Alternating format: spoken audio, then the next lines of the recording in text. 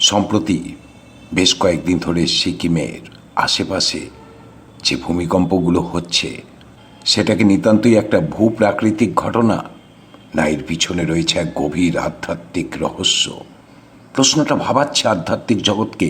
আর আপনিও এই ভিডিওটা শুনলে আপনিও ভাবতে শুরু করবেন যে কেন আমরা এই কথাগুলো বলছি, আর কেন পৃথিবীর সবচেয়ে রহস্যময় আধ্যাত্মিক অঞ্চলগুলোর আশেপাশে সবচেয়ে বেশি ভূকম্পন হয়।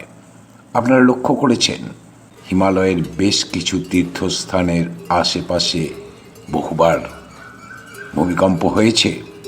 আর এই অঞ্চলগুলোকেই প্রাচীন সাধকরা বলেছিলেন পৃথিবীর আধ্যাত্মিক কেন্দ্র। বহু সাধক বিশ্বাস করতেন হিমালয়ের নির্দিষ্ট অংশ পৃথিবীর শক্তিক্ষেত্র বলে পরিচিত, আর সেই শক্তিক্ষেত্র ক্রমশ সক্রিয় হয়ে উঠছে। তবে কি জেগে উঠছে কৈলাস? ঘুম ভেঙে ডাইমেনশন বদলে বাস্তবে আসতে চাইছে জ্ঞানগঞ্জ? ভাবাবে আপনাদের। প্রথম থেকে শেষ পর্যন্ত এই আলোচনাটা শুনলে আপনিও ভাবতে বাধ্য হবেন আমরা প্রবেশ করতে চলেছি এক ভিন্ন ডাইমেনশনে। আমাদের দুটি চ্যানেলের যারা দর্শক রয়েছেন তাদের কাছে আমার একটি বিনম্র অনুরোধ, অনুগ্রহ করে নোটিফিকেশান অন করে রাখবেন এবং বেল আইকন প্রেস করবেন, কেননা বহু দর্শক আমাদের ভিডিও যথাসময়ে পাচ্ছেন না। আজকে যে আলোচনাটা করতে যাচ্ছি সেটার পিছনে একটা রহস্য রয়েছে। একসময় উচ্চমার্গের সাধকদের ভাবিয়েছিল, আর আজ আপনিও জানবেন কেন হিমালয় অঞ্চল এক ভয়ঙ্কর বিপদের দিন গুনছে। আর যারা জ্ঞানগঞ্জের লোকেশন আজও জানেন না, যারা মনে করেন জ্ঞানগঞ্জ বাস্তবে রয়েছে, আর যারা মনে করেন জ্ঞানগঞ্জ রয়েছে একটা ভিন্ন ডাইমেনশনে, তাদের কাছে হয়তো অদূর ভবিষ্যতে প্রকট হতে চলেছে জ্ঞানগঞ্জ। জ্ঞানগঞ্জের ঘুম ভাঙতে চলেছে, এটাই ভাবছেন আধ্যাত্মিক জগতের মানুষজন।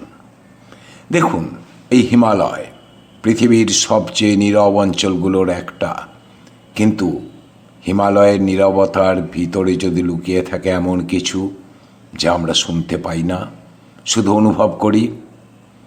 আপনারা জানেন গত কয়েকদিনে সিকিম ও আশেপাশের হিমালয় অঞ্চলে বারবার ছোট ছোট ভূমিকম্প রেকর্ড হয়েছে। 4.6 মাত্রার, 3.9 মাত্রার, 3.3 মাত্রার। প্রশ্ন উঠছে, এগুলো কি শুধু ভূত্বকের চাপ, নাকি কোনো অদ্ভুত পরিবর্তন ঘটতে চলেছে? আমরা এমন কিছু দেখতে চলেছি যার ব্যাখ্যা এখনো ভূতাত্ত্বিকরা দিতে পারেননি। আজ আমি বিজ্ঞান, দর্শন এবং আধ্যাত্মিকতার আলোয় খুঁজে দেখব একটা ভয়ঙ্কর সত্যের সম্ভাবনাকে। জ্ঞানগঞ্জ কি সত্যি জেগে উঠছে? যদি পৃথিবীতে সেই অদৃশ্য জগৎ থেকে থাকে আর সেই জগতের পরিবর্তন আমাদের বাস্তব পৃথিবীতে কম্পন তৈরি করে, তাহলে আমরা কি শুধু ভূমিকম্প অনুভব করছি, নাকি কোনো অজানা জগতের দরজা ধীরে ধীরে খুলে যাচ্ছে? সেটা কি জ্ঞানগঞ্জ নাকি কৈলাস? এই ভূমিকম্প নিয়ে ভূতাত্ত্বিকরা কি বলছেন? তারা তাদের মতো ব্যাখ্যা দিয়েছেন। কেননা হিমালয় অঞ্চলে রয়েছে মেইন হিমালয়ান থ্রাস্ট। এটা পৃথিবীর সবচেয়ে সক্রিয় ফল্ট লাইনের একটা। ভারতীয় প্লেট ধীরে ধীরে ইউরেশীয় প্লেটের নিচে ঢুকে যাচ্ছে। এই চাপ জমতে জমতেই ভূমিকম্প হয়। এগুলো শুনতে খুব স্বাভাবিক, কিন্তু একটা প্রশ্ন ওঠে, কেন হিমালয়ের কিছু অঞ্চল অস্বাভাবিকভাবে রহস্যময় হিসাবে পরিচিত? আর দেখুন, এই ফল্ট লাইন বরাবরই নেপাল, সিকিম, উত্তরবঙ্গ, ভুটান, এই অঞ্চলগুলো নিয়মিত কেঁপে ওঠে ভূকম্পে। গবেষকরা কী বলছেন? গবেষকরা বলছেন ছোট ছোট ভূমিকম্প অনেক সময় বড় শক্তিকে ধীরে ধীরে মুক্ত করে দেয়, আর এটা পৃথিবীর একটা স্বাভাবিক প্রক্রিয়া।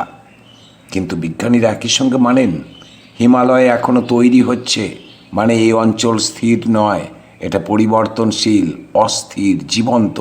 আর এখানেই শুরু হয় রহস্য।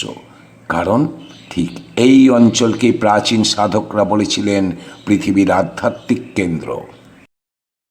কেন? আপনারা কি ভেবেছেন যে কেন আমাদের আধ্যাত্মিক কেন্দ্রগুলোর আশেপাশে ভূমিকম্প বেশি হয়? কেন বারবার এই অঞ্চলগুলোতে ভয়ঙ্কর ধস নেমে আসে? দেখুন, মানব সভ্যতার ইতিহাসে হিমালয়কে কখনো শুধু একটা পাহাড় হিসাবে দেখা হয়নি। আমাদের উপনিষদ, তিব্বতীয় তন্ত্রশাস্ত্রে, বৌদ্ধ যোগচর্চায় সব জায়গায় হিমালয়কে বলা হয়েছে একটা আধ্যাত্মিক ল্যাবরেটরি। কারণ হাজার হাজার বছর ধরে সাধকরা বিশ্বাস করতেন মানুষের চেতনা শুধু শরীরের মধ্যে সীমাবদ্ধ নয়, চেতনার স্তর পরিবর্তন করতে পারে। আর সেই পরিবর্তনের জন্য পৃথিবীর কিছু অঞ্চলকে তারা বলতেন এনার্জি গেটওয়ে।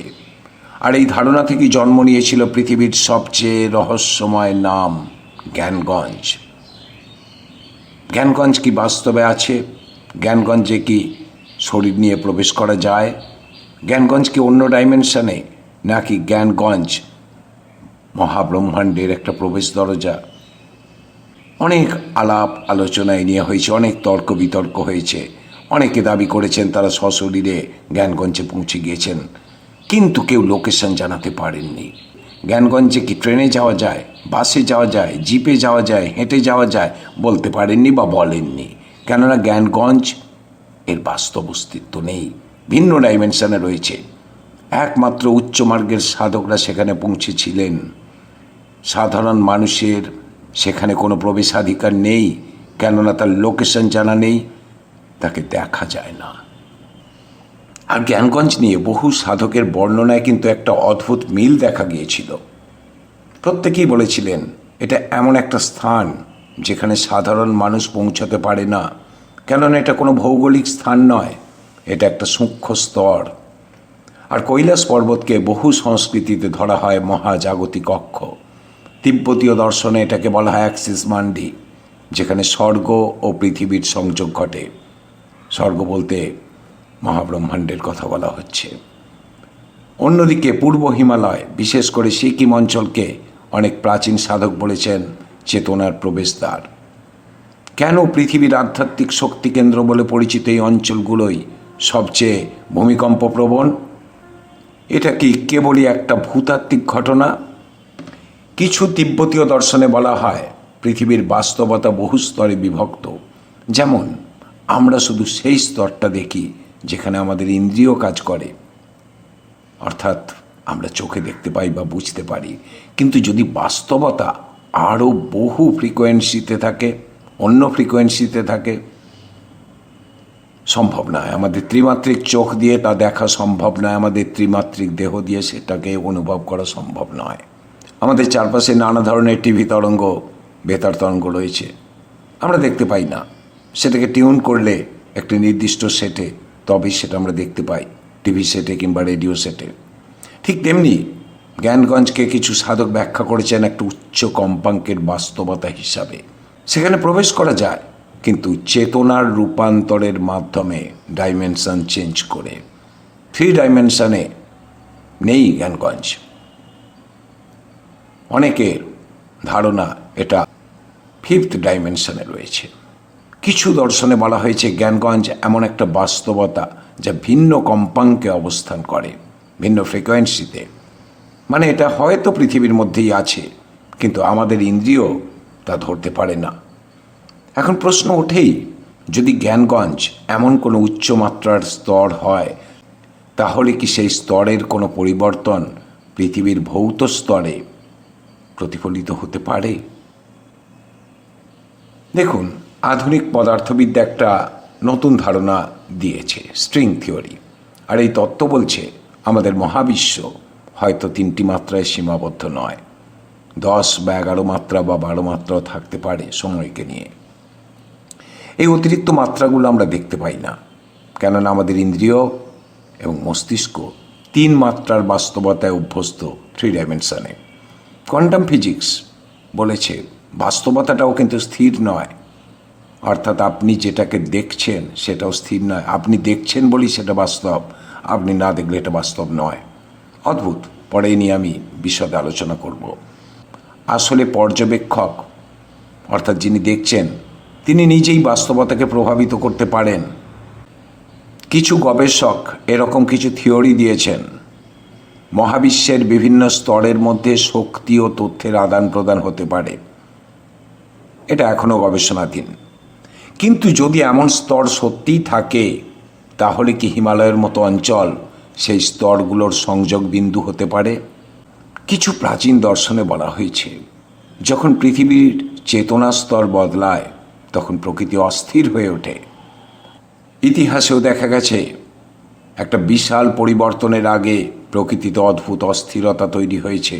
তবে কি আমরা ভূমিকম্প দেখছি সিকিমে, নেপালে, হিমালয় অঞ্চলে, নাকি আমরা এমন কিছু দেখছি যার গভীর অর্থ এখনো বুঝতে পারিনি? শুধু বাহ্যিক দৃষ্টিতে দেখছি, অভ্যন্তরীণ দৃষ্টি দিয়ে দেখছি না। আধ্যাত্মিক দর্শনে বলা হয়েছে কৈলাস, মানস সরোবর, সিকিম, অরুণাচল, এই পুরো অঞ্চলে এক ধরনের শক্তি করিডর তৈরি হয়েছে। অদ্ভুতভাবে এই অঞ্চলগুলি বিশ্বের অন্যতম ভূমিকম্প প্রবণ অঞ্চল। কিন্তু কেন? শুধুই ভূপ্রাকৃতিক কারণ? কিন্তু যদি এই অঞ্চলগুলো স্তরগত সংযোগের দরজা হয়, অর্থাৎ ডাইমেনশনের একটা নির্দিষ্ট ডাইমেনশনে প্রবেশের দরজা হয়, যদি পৃথিবীর ভৌত স্তর এবং সূক্ষ্ম স্তর এই অঞ্চলগুলোর মাধ্যমে যুক্ত থাকে, আর যখন এই সূক্ষ্ম স্তরে শক্তির পরিবর্তন ঘটে, তখন কি তার প্রভাব ভূত্বকে পড়তে পারে না? যদি জ্ঞানগঞ্জ সত্যিই কোনো উচ্চমাত্রার বাস্তবতা হয়, তাহলে জ্ঞানগঞ্জের জেগে ওঠা মানে কোনো শহরের জেগে ওঠা নয়, কোনো নগরের জেগে ওঠা নয়, একটা নির্দিষ্ট ডাইমেনশন সক্রিয় হয়ে ওঠা, এমন একটা ডাইমেনশন যা হাজার হাজার বছর ধরে মানব চেতনার বাইরে ছিল। আর যদি সেই ডাইমেনশন ধীরে ধীরে আমাদের বাস্তবতা অর্থাৎ আমাদের রিয়েলিটির কাছে আসতে শুরু করে, তাহলে আমরা কি শুধু ভূমিকম্প অনুভব করব, নাকি? প্রশ্নটা আপনাদের কাছেই রেখে গেলাম। কম্পনটা কি শুধু পাহাড়ের ভিতরে হচ্ছে, নাকি বাস্তবতার ভিতরেই কিছু বদলাতে শুরু করছে? আপনাদের মন্তব্য কমেন্টে লিখুন, আর অবশ্যই নোটিফিকেশান অন করে বেল আইকন প্রেস করে রাখুন। জ্ঞানগঞ্জ সত্যিই জেগে উঠছে কিনা সেটা সময় বলবে। তবে সিকিম ও হিমালয়ের এই কম্পন শুধু ভূমিকম্প নয়, এটা হয়তো এমন একটা সংকেত যার অর্থ আমরা এখনো বুঝতে পারিনি। এই ভূমিকম্প নিয়ে আধ্যাত্মিক ব্যক্তিরা কিন্তু একথাই বলছেন।